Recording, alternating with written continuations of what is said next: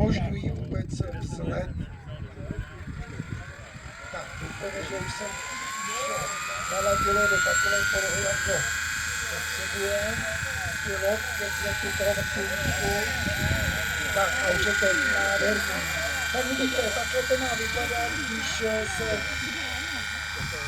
hodně dlouho vymýšlí, hodně dlouho se zkouší a to je pro Jardu Hráška naprosto vlastní, protože on opravdu si vždycky vymyslí nějakou záležitost, kterou jsme ještě na tom modelářském nebi neviděli. Jinak Jarda Hrášek je opravdu pilotem a konstruktérem tohoto dvourotorového vrtulníku Piasecky A1. Vrtulník je řízen soupravou Yeti Duplex a díky tomu, že tato souprava opravdu umožňuje nastavovat nastavení všech možných režimů, tak je možnost tím vrtulníkem i takto odlétat. Pro domník jenom dodám, že bezpádlový řídící systém je Bavarian Demon, který odvádí vynikající práci a jak pilot prohlašuje, je jeho nejhodnější model. Samozřejmě, když vše funguje tak, jak má. A ono těch záležitostí v tomhletom dvourotorovém vrtulníku je opravdu hodně. Takže na to, aby tam všechno fungovalo tak, jak má a aby si Jarda Hrášek s tímhle dvourotorovým vrtulníkem opravdu takto v pohodě odlétal, tak je potřeba naprosté synchronizace všech těch jednotlivých elektronických záležitostí, které v tom vrtulníku jsou.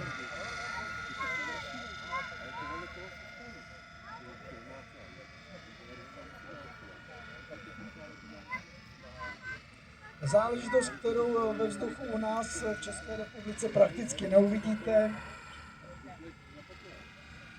Možná, že pokud jste jeli do Chorvatska k moři, tak tam se nechali vidět nad Slovinskem, protože tam s tím ještě ty spojenecké vojska občas operují, ale v české výzbroji takovýto vrtulník není a myslím, že ani nebyl snad žádný letecký den, kde bychom, jak říkáme, Panán, ten dvourotorový vrtulník mohli ve skutečnosti vidět.